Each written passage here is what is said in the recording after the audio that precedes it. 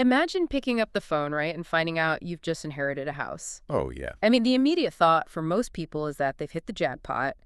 You get the call, the property is yours, and everyone just assumes you pop some champagne, put a sign in the yard, and cash a massive check. Right. It's deeply comforting to view inheritance as this straightforward, universally positive windfall.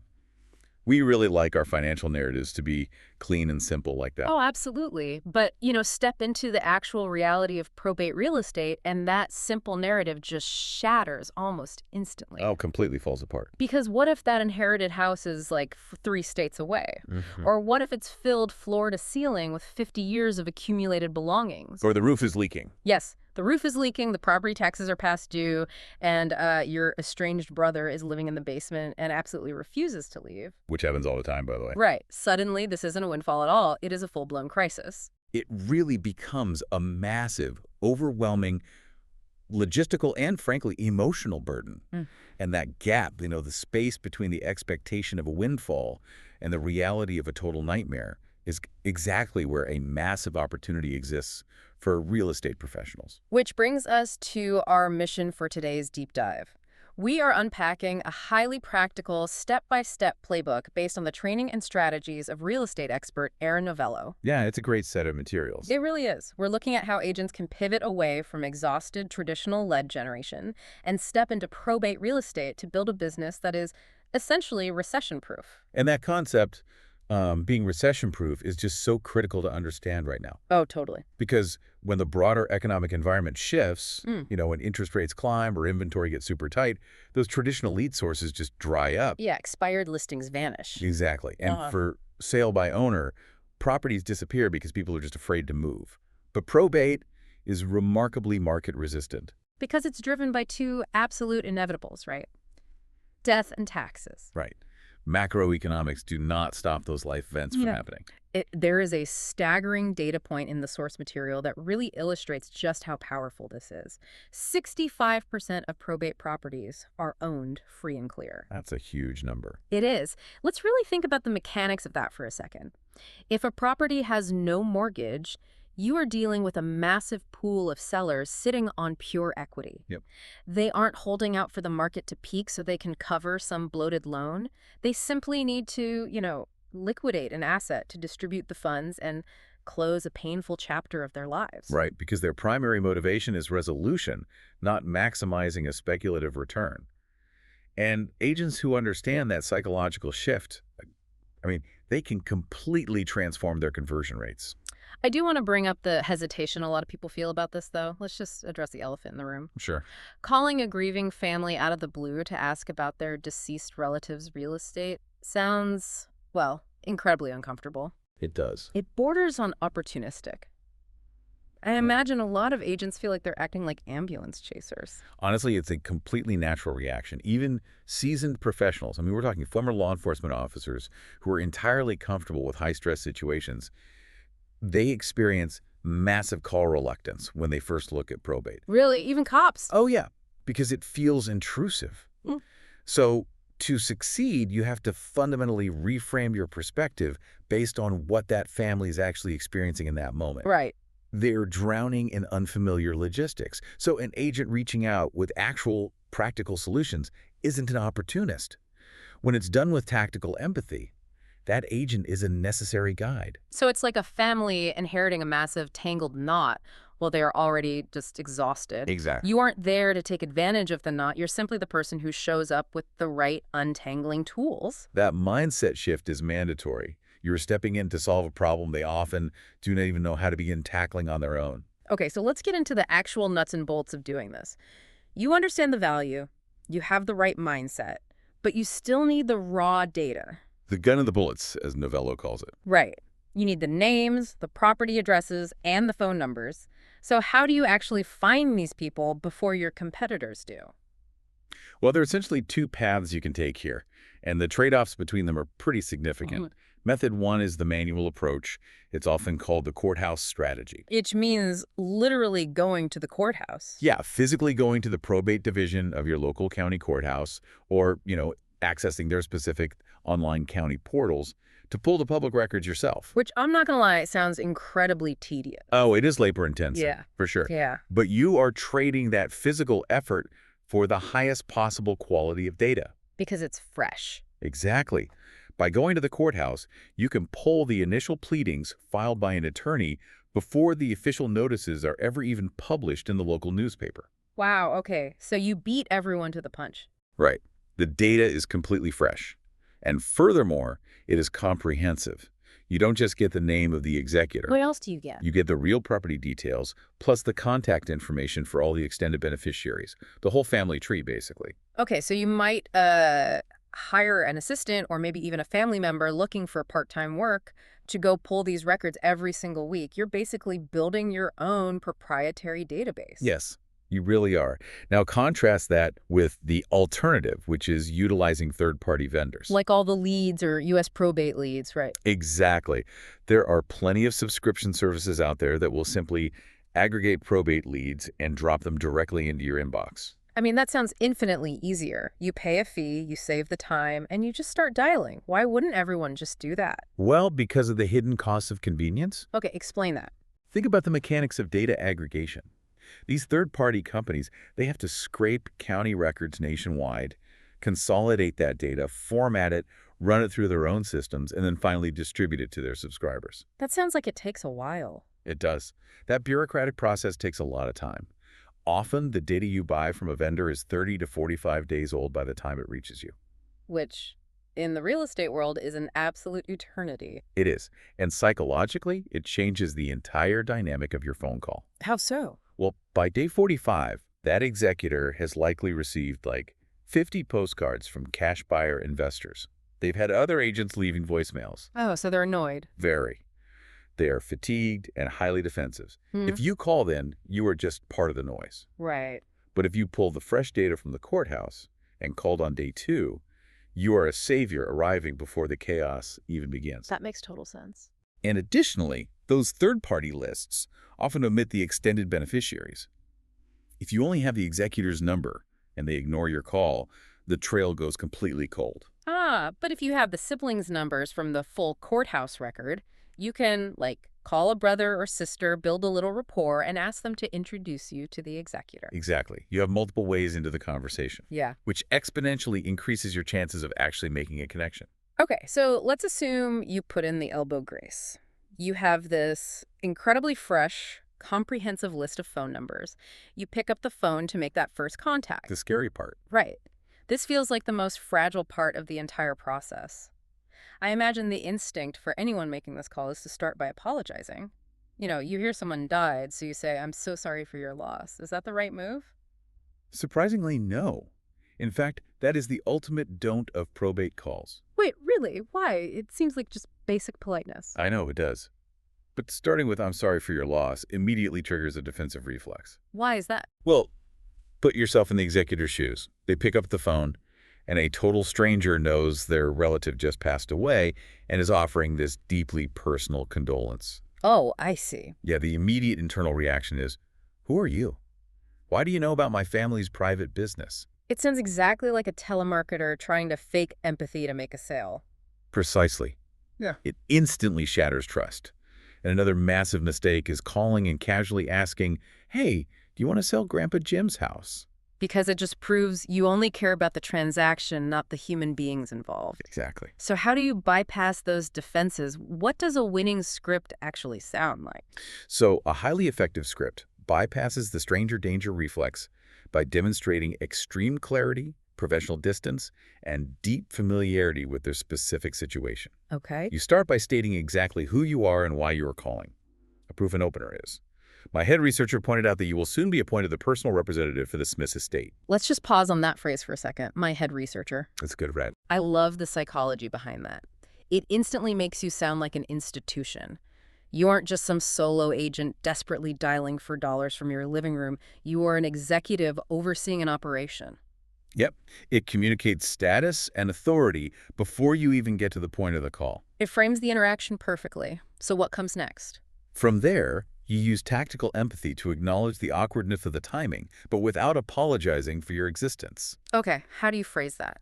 You say, I realize I may be a little premature in some way, but I'm calling very respectfully regarding the real property on 1265 Plum Street. And you don't stop there, because this is where you drop what I think is the absolute magic detail. You name the siblings, Yeah. you continue the sentence with, to find out if ultimately at some point you and your siblings, Susie, Tom, and Jim, want to get that home on the market. That specific detail changes everything. It really does. By naming the exact property address and listing the siblings by their first names, you shift immediately from random telemarketer to familiar expert. Right. It creates this intense curiosity. Yeah, the person on the other end is thinking, wait, how does this person know my brother and sister? It commands their attention so completely that they literally forget to hang up. And notice the phrasing at the end, too. Ultimately, at some point, Ah, yeah. you are intentionally removing all the pressure. You are not asking them to list the house today. You're just planting a seed. Right. You are merely inquiring about their long-term intentions, which lowers their resistance and opens the door for an actual conversation to take place. Okay, so you execute the script flawlessly. They don't hang up. But the pushback is still going to come, right? Oh, inevitably. They're going to say, thanks for calling, but we already have an attorney. Our lawyer is handling everything. How do you navigate that objection without sounding combative? Well, you have to understand the gap between what families think attorneys do and what attorneys actually do. Which is pretty wide, I imagine. It's massive. Families assume the lawyer is handling every single detail of the estate. But attorneys operate more like highly specialized contractors. Right. Their job is the legal paperwork. Right. They file the petition with the court, and they secure the letters of administration. Let's define that quickly. The letters of administration are the actual court documents that legally empower the executor to touch the deceased person's bank accounts or sign the deed to sell their house, right? Correct. The attorney ensures the legal structure is sound, but they very rarely guide the family on the practical, physical logistics of dealing with the actual property. So the attorney is like the architect drawing the blueprints. They make sure the building code is met, but you, the real estate agent, need to step in as the general contractor. That is the perfect way to look at it. You are the one actually swinging the hammers, organizing the subcontractors, and clearing the debris from the job site. Exactly. To win these listings, you must adopt a philosophy of aggressive problem solving. As Novello puts it, whoever solves the most problems wins. I love that. You have to offer a concierge level of ancillary services.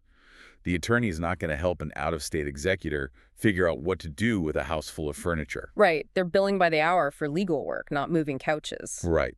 So you have to be the one with a network to organize the estate sale. You coordinate the handyman to paint the walls and fix the leaky faucet so the property can actually pass a buyer's inspection. There's an incredible example of this in the playbook involving a UPS store owner. Oh, yeah. It illustrates the concept perfectly. So an agent was dealing with a probate property where the deceased had a massive 3-car garage, completely filled with memorabilia. Just packed to the ceiling. Packed. Yeah. And the executor was the deceased's sister, and she lived all the way in Ohio. The thought of flying across the country to sort through a garage full of emotional items was just paralyzing for her. I can't even imagine. So the agent didn't just give her a phone number for a moving company. The agent actually had a local UPS store owner physically meet the family at the property, meticulously box up all the sentimental items, and ship them directly to the sister in Ohio. See, the agent completely removed the friction because when people are grieving, their executive function, like their ability to make decisions and organize logistics, is severely compromised. Yes. By taking that entirely off her plate, the agent became indispensable. Of course, she signed the listing agreement at a full commission rate. Because you are no longer just selling real estate at that point. You are project managing a crisis. Let me throw a real wrench into the gears, though. Okay, lay it on me. What happens when the logistics aren't just messy, but actively hostile? Like, the executor wants to sell the house, but another sibling is currently living in the property rent-free and flat out refuses to leave. Look, this happens far more often than people realize, and there is a very specific protocol for handling it. We can look at it as the honey versus hammer strategy. Honey versus hammer, I like that. Yeah, and you always begin with the honey. Which means finding a way out that feels like a win for the uncooperative sibling, trying to preserve the family harmony if possible. Yes. You work with the executor to offer a cash for keys arrangement. You might offer the sibling, say, a few $1,000s from the estate to help them secure a new apartment and cover moving costs. Or maybe a bigger cut of the proceeds. Exactly. The executor might agree to give them a slightly larger percentage of the final sale proceeds, provided they leave peacefully by a certain date. But what if they just dig their heels in? They say no, they want to stay in the free house forever. Well, that is when you educate the executor on the hammer, which is a legal mechanism called a partition action. How does that work? Essentially, the executor has the power to take the sibling to court to force the sale of the property. But the most crucial psychological detail here is how it's funded. Okay. The legal fees for that court action can often be deducted directly out of the uncooperative sibling's share of the inheritance. Oh, wow. That changes the math completely. Once the sibling realizes their own inheritance is going to be rapidly drained by attorney fees just to delay the inevitable, I imagine they usually pack their bags pretty quickly. They usually do. Now, it is vital to remember that as the agent, you are not an attorney, and you absolutely cannot give legal advice. Right. Definitely have to be careful there. You must make that boundary explicitly clear. But simply educating the executor that this mechanism exists empowers them. You take a client from feeling completely helpless and held hostage by their sibling to feeling in control of the situation. You prove your immense value as an expert guide without ever stepping over the ethical line of practicing law without a license. Precise. Okay, so you've navigated the data, you nailed the script, you handled the objections, and you solved the squatter problem. You're doing great. The family trusts you. But then you hit the final hurdle. They say, we would love to list with you, but our attorney says we need to wait 4 to 6 months until the probate process is completely finished and the judge officially signs off before we can do anything. Yep. How do you keep a client engaged when they think they are legally frozen for half a year? This is where true tactical expertise separates the top producers from everyone else. Many families, and surprisingly even some attorneys, assume the property is locked in a vault until the final gavel falls. Right. But there is a brilliant workaround known as the pre-marketing or subject-to strategy. How does that actually work in practice? Well, it varies slightly by state, but let's look at Florida as a prime example from the playbook. Okay. In Florida, if the property was the deceased's primary residence, known as a homestead property, it is heavily shielded from creditors. If that homestead property is passing to lineal heirs, meaning direct descendants like children, and there is no infighting among the beneficiaries, you do not have to sit on your hands for 6 months. Wait, really? So what is the actual move the agent makes? You sit down with the executor and you sign the listing agreement today. You put the house on the active market right now. It's like a normal listing. Exactly. You find a qualified buyer and you execute a purchase agreement. The only difference from a traditional sale is that you add specific language to the contract stating that the closing is subject to probate court approval. And what does that mean for the timeline? It just means you negotiate an extended closing period with the buyer, perhaps 60 or 90 days instead of the usual 30. Ah, okay. That gives the estate's attorney ample time to get the necessary administrative sign-offs from the judge while the property is already safely under contract. If you are an agent listening to this, think about the massive value you are providing here. You are saving this family thousands of dollars in carrying costs. Tens of thousands sometimes. Yeah. Because if they wait 6 months to list, they are paying 6 months of property taxes, 6 months of homeowner's insurance, they're keeping the electricity on, paying someone to cut the grass, and maybe even covering a mortgage. Right. By putting it under contract immediately, you stop that financial bleeding. And from a business building perspective, it locks in the listing before a neighbor or an opportunistic investor can swoop in and poach the deal. It's a total win-win. It is. You are building what Novello calls winter wheat, a predictable pipeline of signed listings that are under contract and just waiting for the legal clock to run out so they can close. It creates incredible stability in an otherwise chaotic industry. Absolutely. We have covered a massive amount of ground here today. Yeah. If we distill this probate playbook down, it's clear that success in this niche isn't about just smiling and dialing through cold lists. Not at all. It's a comprehensive, highly intentional system. It starts with mining fresh, complete data directly from the courthouse to beat the vendor lag. Yeah. It requires using tactical empathy and psychological framing in your first contact scripts to bypass those deep-seated defenses. Right. It demands that you step into the gap left by probate attorneys to solve physical, practical problems. And ultimately, it's about becoming an indispensable project manager for a family navigating one of the most stressful periods of their lives. It does require a significant amount of patience, though. This is typically a 90 to 120-day conversion cycle from first contact to a signed agreement. It's not a quick flip. No. It takes time to build trust and navigate the inevitable legal hurdles. But the proof of concept is undeniable. Consider the example of Heath, a part-time police officer who implemented this exact system. Oh, right. You mentioned him earlier. Yeah, by sticking to the courthouse data and mastering these specific scripts, he closed 20 probate deals in a single year, generating over $275,000 in income. Wow. All while maintaining his day job in law enforcement. That is incredible. It completely redefines what is possible when you stop following the herd. It really does. So as we wrap up this deep dive, here's a final thought for you to mull over.